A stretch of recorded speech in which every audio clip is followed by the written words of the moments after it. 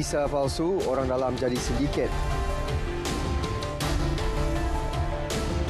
Cecair vape pula mengandungi dadah dijual secara terbuka.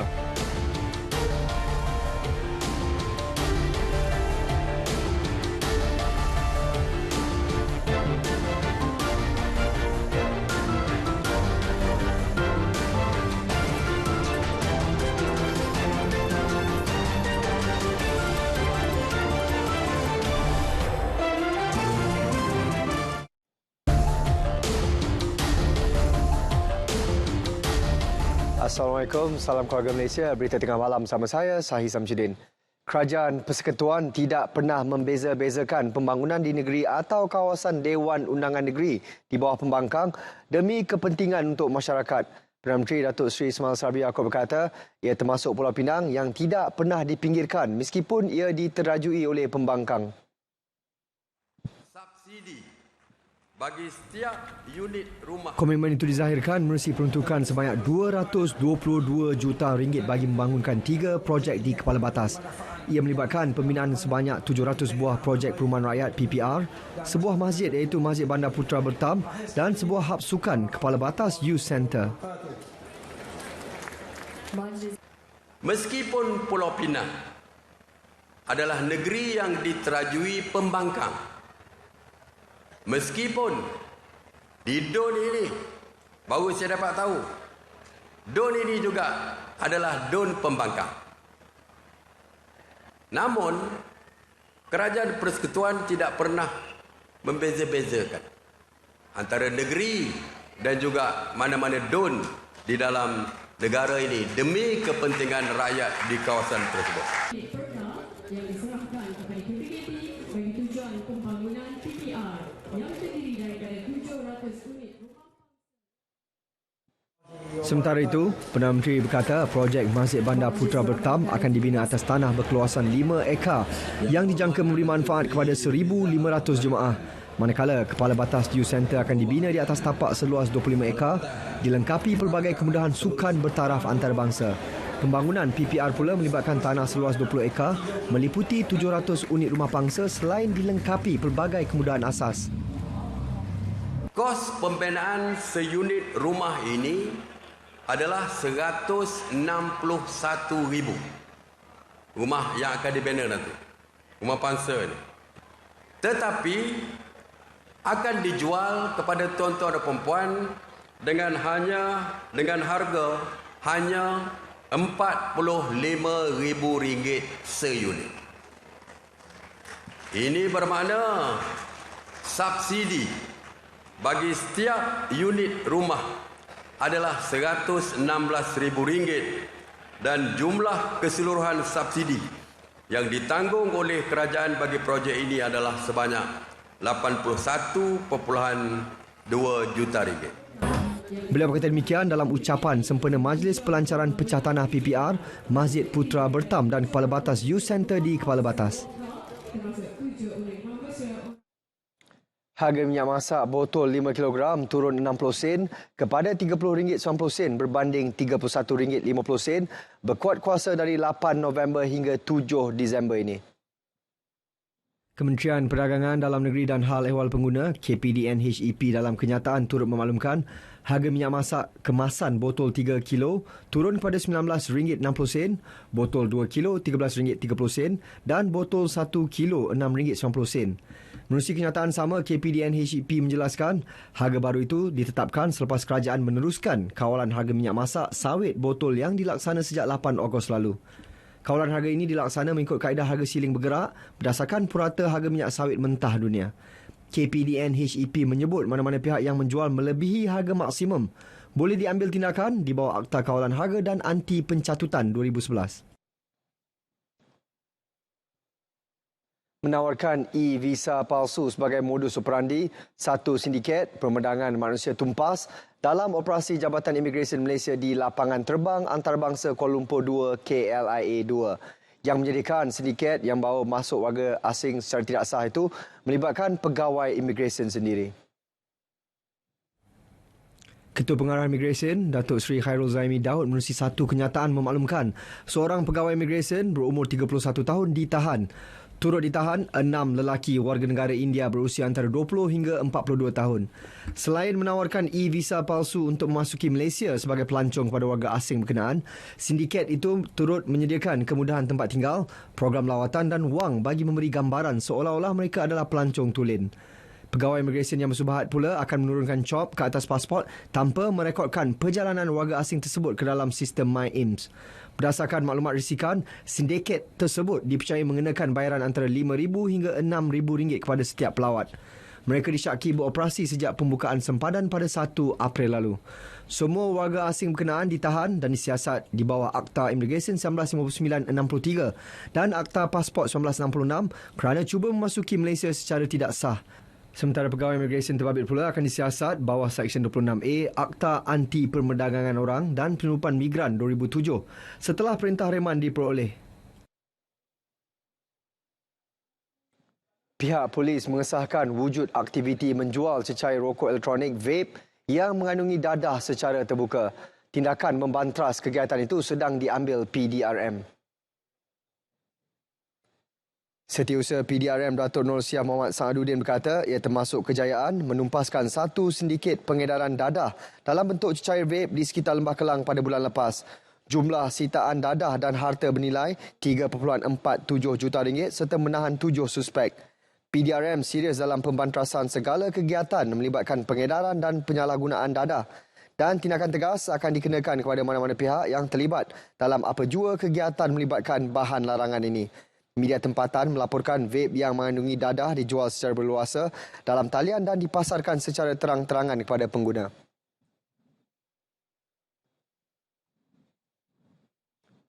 Jabatan Bomba dan Penyelamat Malaysia JBPM Terengganu siap siaga sepenuhnya menghadapi sebarang kemungkinan situasi bencana monsun Timur Laut ketika PRU15 berlangsung. Sehingga kini, kesemua pusat pengundian telah diperiksa dan selamat untuk digunakan. Timbalan Pengarah JBPM Terengganu Muhammad Khairi Rimat Resat berkata, selain itu pihaknya akan membuka bilik gerakan bagi melancarkan gerak kerja. 262 lokasi berisiko tinggi dikenal pasti melibatkan muara-muara sungai utama. Di mana kita telah mula melaksanakan pemeriksaan sejak semalam dan kita juga bersedia untuk menghadapi sebarang kemungkinan berlaku banjir dan kita sedaya upaya membantu rakyat untuk keluar mengundi. Beliau ditemui selepas pelancaran persediaan menghadapi monsun Timur Laut di Kuala Terengganu.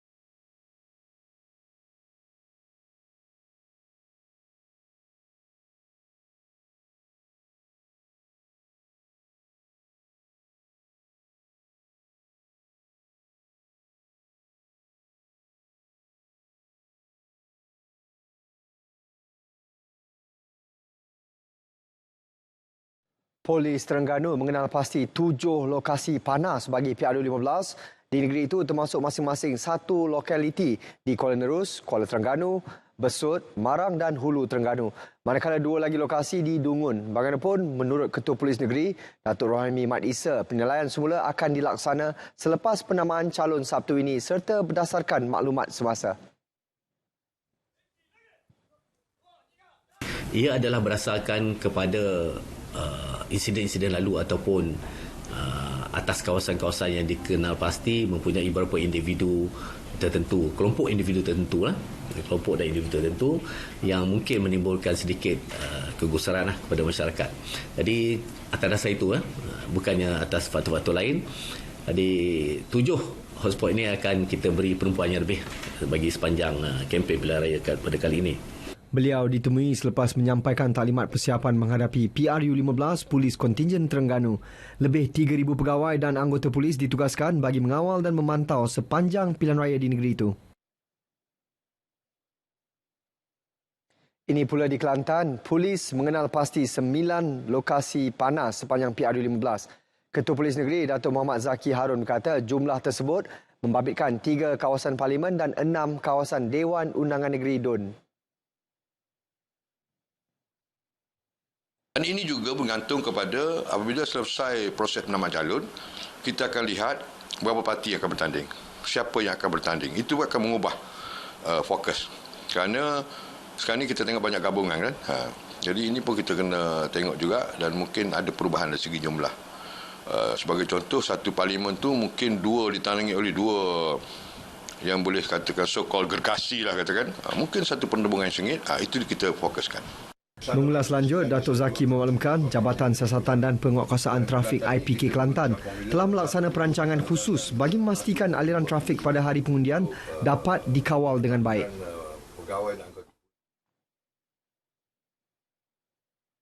Golongan muda digesa rebut peluang sebagai pengundi pada pilihan raya umum PRU ke-15 ini.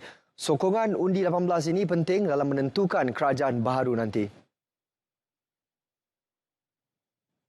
Saya melihat juga semalam apabila ramai di kalangan orang-orang muda dinamakan sebagai calon pilihan raya kali ini. Ia satu perkara yang baik kerana hari ini majoriti pengundi ada di kalangan orang muda. Kita dah buka ruang kepada orang muda 18 tahun ke atas untuk mengundi. Maka kita perlu beri ruang kepada orang muda menjadi calon untuk mewakili orang muda. Beliau berkata demikian selepas merasmikan kursus solusi perniagaan melalui pemasaran digital di Bandar Baru Uda, Johor Bahru. PRU15 bakal memberi dimensi baharu dalam politik tanah air apabila golongan belia terutama mereka yang berusia 18 tahun kini boleh mencorak proses demokrasi negara. Berdasarkan tinjauan di Terengganu, golongan muda teruja kerana bakal menunaikan tanggungjawab sebagai pengundi. Saya menyambut baik usul undi 18 ini kerana anak-anak muda merupakan penyumbang kepada masa hadapan negara.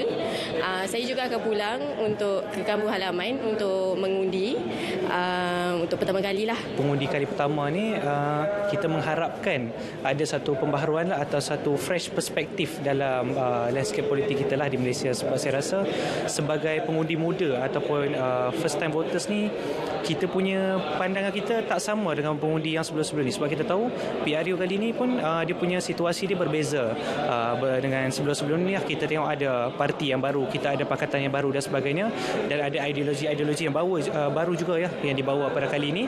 Jadi atas sebab tu saya rasa kita sebagai pengundi muda ni kita kena pandai menilai dan memilihlah satu kerajaan yang baik yang mampu memimpin negara kita. Dan saya harap anak muda pada tahun ini tidak berdiam diri. Seharusnya mereka ini harus ke depan dan memilih siapa yang akan memimpin negara, insyaAllah. Saya kira anak muda hari ini harus memberi nafas barulah dalam sistem demokrasi di Malaysia khususnya. Sebab anak muda hari ini dimahukan kestabilan dan mahukan kemakmuran lah, supaya sistem demokrasi di Malaysia ini tidak terbambing, supaya investor ataupun perkara isu-isu semasa dapat diatasi lah oleh kerajaan yang akan dilantik pada PRU15 nanti. Dan harapan saya semoga mahasiswa dan anak muda berumur 18 tahun dan ke atas untuk ramai-ramai turun mengundi pada pilihan raya umum ke-15 ini bagi memastikan sistem demokrasi di Malaysia ini terus berjalan dengan stabil dan makmur lah. Tahun ini merupakan tahun pertama untuk saya mengundi, jadi perasaan saya agaklah teruja kerana akhirnya dapat merasai pengalaman untuk mengundi. Jadi oleh kerana ini kali pertama, saya juga berasa agak nervous. Dan saya rasa tibanya lah masa untuk saya melaksanakan tanggungjawab ini sebagai seorang warga negara. Jadi kepada rakan-rakan saya yang telah mencapai umur dan berhak untuk mengundi, jangan lupa untuk melaksanakan tanggungjawab anda juga ya. Saya berasa sangat teruja dan juga agak takut apabila saya merupakan individu yang bakal mengundi buat pertama kalinya di negara tercinta kita, negara Malaysia. Namun begitu, saya percaya dan saya yakin dengan diri saya sendiri, Saya juga yakin dengan rakyat Malaysia yang semestinya kita akan memilih pemimpin yang terbaik, yang berkaliber dan semestinya akan membawa nama negara kita ke pesada dunia. Perubahan ketara dalam pola pencalonan hampir kesemua parti yang bakal bertanding pada pilihan raya umum PRU ke-15 bukan strategi baharu. Sebaliknya, ia sudah dipraktikan pada PRU ke-14 bagi merintis perubahan kepada lanskap politik negara. Rata-rata calon PRU ke-15 secara keseluruhannya menampilkan kombinasi tokoh yang berkredibiliti, berwibawa serta diyakini berpotensi tinggi meraih kepercayaan pengundi. Ya, saya fikir masing-masing parti ada strategi masing-masing, walaupun ada satu corak yang lebih kurang sama di mana mereka mementingkan calon pada kali ini disebabkan antaranya kesuraman sistem kepartian kita sejak tahun 2020. Jadi untuk menarik pengundi, menambah peluang baik di peringkat negeri ataupun persekutuan, masing-masing cuba meletakkan calon dengan pendekatan yang berbeza. Menurut Dr. Nazri, penstrukturan semula calon juga berdasarkan permintaan segelintir rakyat yang mahukan muka baharu dan pada masa yang sama turut mengambil kira latar belakang keupayaan calon lama bagi membina jaringan populariti dan kepercayaan rakyat.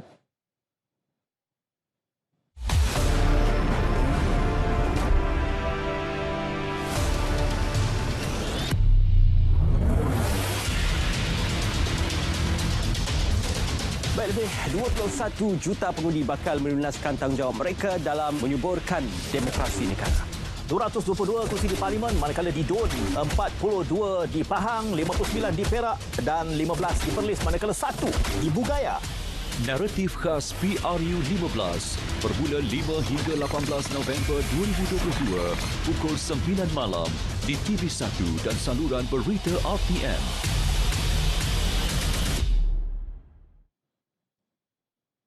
Perbadanan Usahawan Nasional Berhad PUNB menyasarkan peluang dan padanan perniagaan kepada rakan usahawan PUNB dalam industri otomotif agar mampu bergerak seiring dengan pembangunan teknologi masa kini. Ketua Pegawai Eksekutifnya Izwan Zainuddin berkata, ke arah itu usahawan PUNB perlu diberi pendedahan melalui kursus dan latihan yang ditawarkan.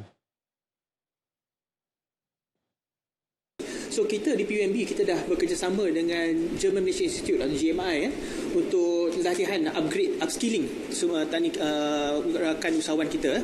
So pada tahun ini kita dah buat 3 kali kursus dengan German Malaysia Institute dan insyaAllah pada tahun depan kita akan banyakkan lagi kursus untuk upskilling para usahawan dan juga pekerja-pekerja usahawan kita. Kerjasama strategik bersama German Malaysian Institute GMI sejak 2019 itu bertujuan meningkatkan kemahiran teknikal usahawan selain memberi pendedahan teknologi terkini khususnya dalam pembuatan kenderaan elektrik. Selain itu, pihaknya menjalin kerjasama dengan Petronas Lubricants Marketing Sdn Bhd menerusi program Petronas Auto Expert sebagai platform kepada rakan usahawannya menjalankan perniagaan bengkel kenderaan di bawah jenama syarikat minyak berkenaan. Beliau kata demikian selepas menyempurnakan PUNB Auto Forum di Pusat Konvensyen Kuala Lumpur. Forum itu disertai 400 anggota rakan usahawan PUNB.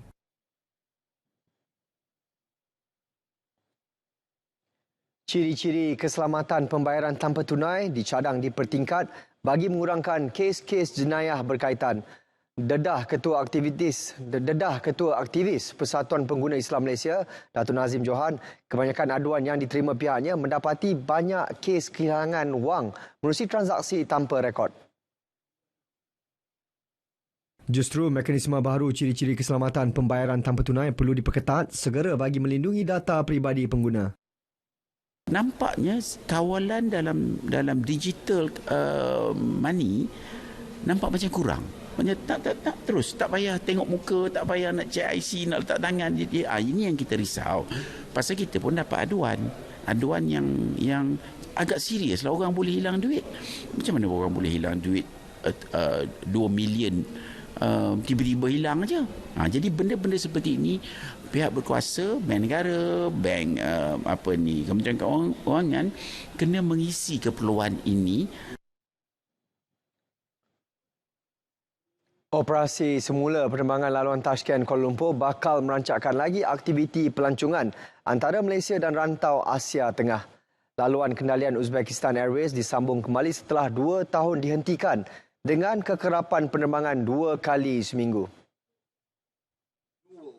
Duta Besar Uzbekistan ke Malaysia, Rashan Usmanov, yakin perkhidmatan itu mampu menggalakkan kemasukan pelancong antara kedua-dua negara.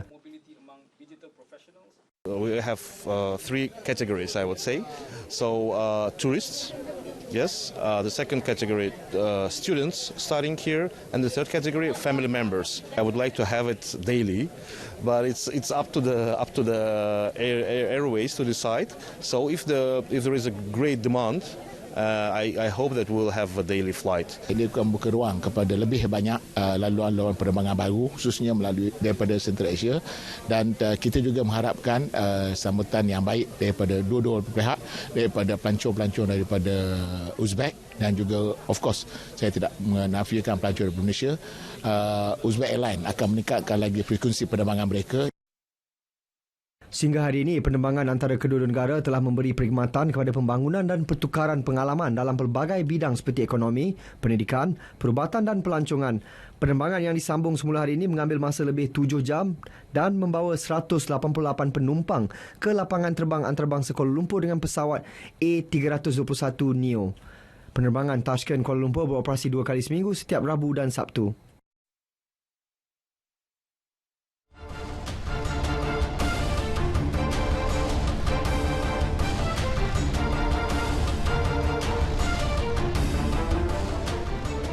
Hoki Piala Sultan Azlan Shah edisi ke-29, Malaysia terlepas peluang mencatat kemenangan pertama dalam kempen ini selepas serikat 1-1 dengan Pakistan pada aksi kedua malam tadi. Selepas tewas kepada Korea Selatan dalam perlawanan semalam, skuad negara tampil dengan aksi lebih kemas bagi memburu kemenangan pertama. Gol pasukan kebangsaan disumbangkan oleh Shelo Silverius menerusi jaringan padang pada minit ke-28. Asakan berterusan, pasukan pelawat membuahkan hasil apabila Arsbas Ahmad menjaringkan gol penyamaan menerusi pukulan sudut penalti pada minit ke-37. Meskipun hanya mengutip satu mata, namun ia sudah cukup memuaskan pengendali Speedy Tigers Arul Servaraj.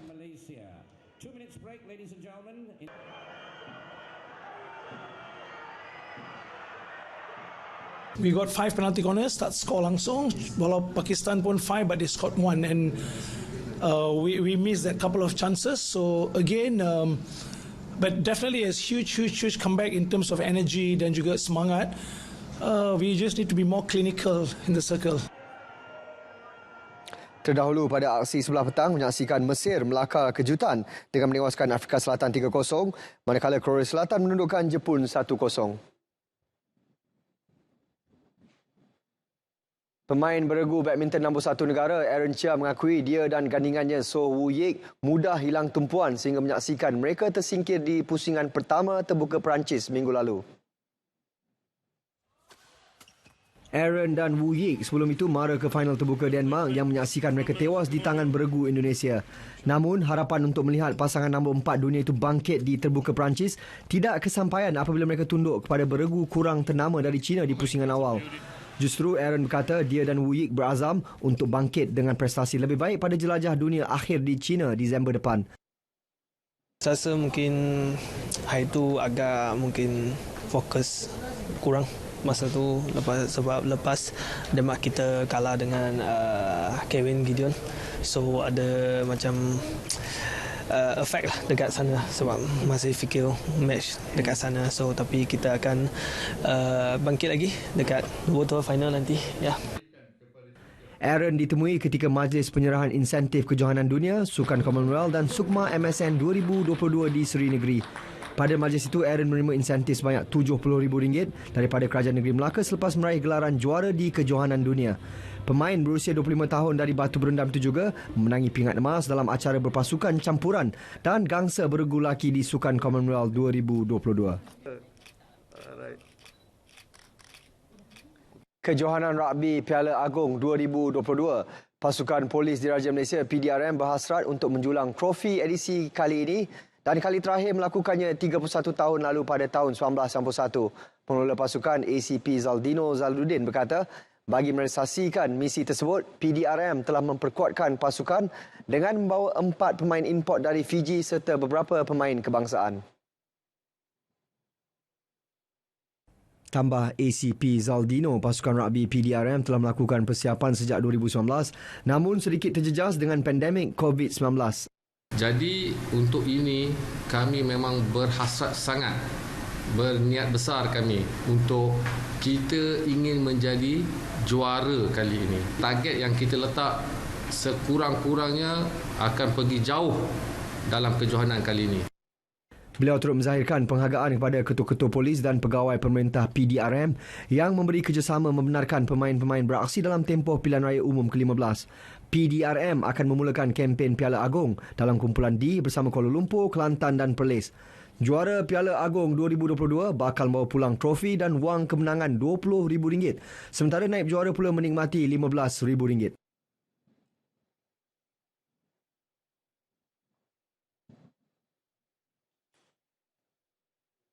Sementara itu, penasihat taktikal pasukan rugby PDRM Abdul Hamid Mohamed Saw mengakui 4 pemain import dari Fiji akan memberikan impak kepada cabaran mereka dalam kempen Piala Agong 2022. 4 pemain berkenaan adalah Tovita McHugh, Orisi Era Navula, Koli Tamanito Akula dan Caps Paul. Apa yang kita try dengan 2 friendly game, apa yang kita buat, saya melihat akan beri keuntungan pada pasukan kita lah. Saya percaya 4 orang ini akan memberi impak yang luar biasa dan memberikan satu semangat dan motivasi kepada local player. 4 pemain berkenaan telah tiba 2 minggu lebih awal bagi mengikuti siri latihan. Jelas Abdul Hamid, posisi kesemua pemain tersebut akan diputuskan menerusi analisis semasa latihan nanti.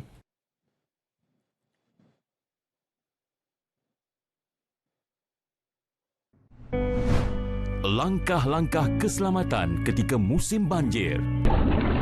Sediakan kit peralatan kecemasan seperti ubat-ubatan, makanan dan minuman, peralatan peribadi, lampu suluh, telefon dan power bank. Dapatkan maklumat keadaan tempat anda di media massa atau media sosial. Peka dengan keadaan sekeliling dan bersedia jika keadaan bertambah buruk. Jauhi tempat-tempat yang dilanda banjir. Pergi ke tempat tinggi dan selamat. Elakkan daripada melalui kawasan banjir dan arus deras yang boleh menghanyutkan anda. Jangan sengaja bersiar-siar di kawasan banjir, sama ada dengan sampan, basikal mahupun berjalan kaki. Jangan sentuh mana-mana kabel ataupun wayar yang terputus. Awasi kanak-kanak, jangan biarkan mereka bermain air banjir, terutamanya di longkang, sungai atau lombong. Elakkan minum air banjir, minum air yang dimasak. Dan berikan sepenuh tumpuan semasa banjir. Segera berpindah ke pusat pemindahan sekiranya diarahkan. Pesanan khidmat masyarakat ini dibawakan kepada anda oleh RTM, teman setia anda. Berita tengah malam berakhir di sini. Dapatkan perkembangan saya sepanjang masa melalui portal berita.rtm.gov.my. Assalamualaikum dan salam keluarga Malaysia.